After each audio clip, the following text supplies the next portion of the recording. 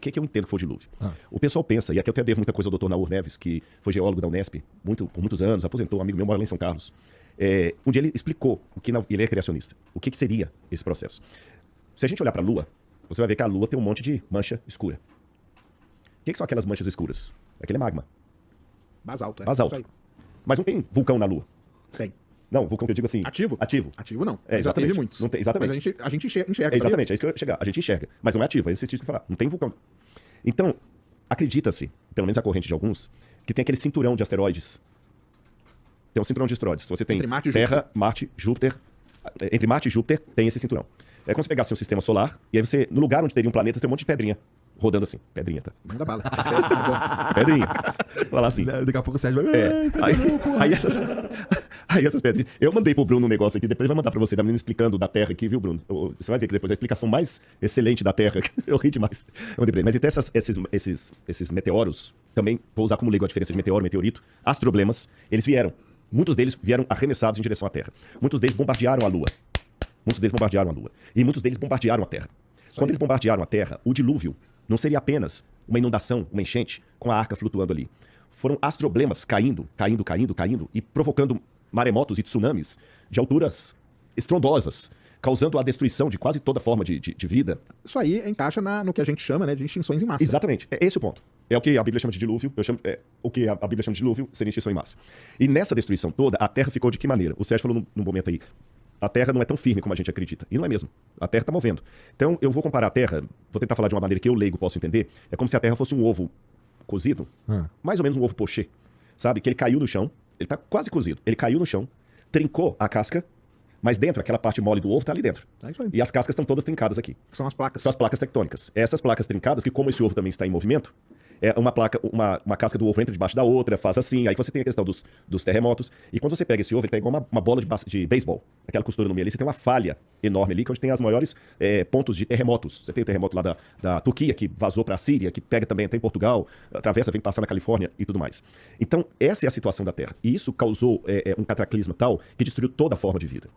E na minha opinião, pelo menos pelo que eu leio da Bíblia, o que salvou por uma intervenção divina foi Noé, com a Arca de Noé. Quando acaba o dilúvio, que ele vai repovoar a Terra, então esses eventos que ordinariamente precisariam de muito tempo para acontecer, nesse cataclisma, eu os condenso cronologicamente num curto período de tempo. Aí quando Noé sai da arca, ele pousa, de acordo com a Bíblia, nas montanhas de Ur-Ratu, Ararat, como eles falam, que seria alguma coisa perto da atual Armênia, Turquia, Rússia. Ele sai. E ali começa a formação da civilização humana. É interessante que o berço da civilização é a Mesopotâmia. E foi na Mesopotâmia que os sumérios inventaram a escrita. E quando eu pego os primeiros traços de escrita da humanidade, eu descubro que eles falam quem eram eles. E os sumérios diziam que eles eram descendentes daqueles que sobreviveram ao grande dilúvio. E que aqueles que sobreviveram ao grande dilúvio eram descendentes dos que moravam no jardim de Edim, ou Edenu, que é a mesma raiz da palavra Éden, que aparece na Bíblia. E que eles foram expulsos desse jardim paradisíaco, houve um dilúvio, e eles são os descendentes. E eles começam a povoar a terra. Aí, o curioso é que essa mesma história do dilúvio, de um jardim paradisíaco, ela não está só na Suméria.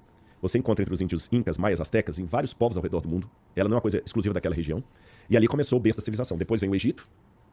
Vou deixar China e Índia de lado aqui do meu modelo por enquanto. Tem lugar para eles, mas só para facilitar. Aí vem o Egito, depois vem os hititas, vai povoando os jafetitas, vem a parte ali do Oriente Próximo, aquela coisa toda, e aí a civilização vai sendo formada. E mais ou menos uns 2000 anos depois disso vai vir Moisés e vai escrever ali o Gênesis e tudo mais. É lógico que eu apresentando esse modelo rapidamente assim, para o pessoal entender, uma pergunta liga. Então a Bíblia apenas plagiou esses mitos, que já existiam antes da Bíblia. O épico do Gilgamesh, Atrahasis, Utnapishtim. Eu tenho modelos literários para dizer que a Bíblia não plagiou esses mitos. Vou dizer de maneira simples alguns deles. Todos eles eram politeístas. A Bíblia é o único que quebra o ciclo e coloca um monoteísmo. Segundo, todos esses mitos, sem exceção, colocam os deuses como filhos do universo. O universo se auto-engendrou ou sempre existiu. E depois que vieram os deuses, a Bíblia é o único que coloca Deus antes do universo. Nenhum outro modelo criacionista da antiguidade humana coloca os deuses antes do cosmos. Os deuses são filhos do cosmos. O único que Deus é o originador do cosmos é o modelo bíblico. Nenhum mito, no estudo da literatura suméria ou do Antigo Oriente Próximo, plagia um mito anterior para simplificá-lo, sempre era para ampliá-lo. A Bíblia apresenta um relato muito mais curto, muito mais conciso, que mostra uma independência literária do que havia antes.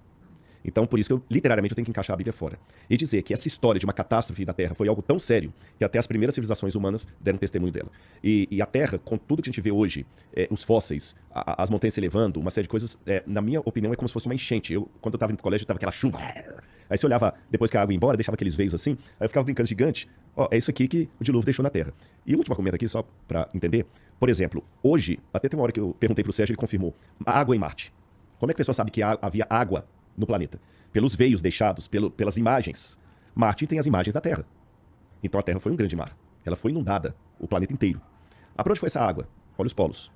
Congelaram. Se os polos derreterem, você tem elevação do nível do mar tranquilo. Você tem os aquíferos, você tem águas, lençóis freáticos. Então nós temos água suficiente para inundar o planeta.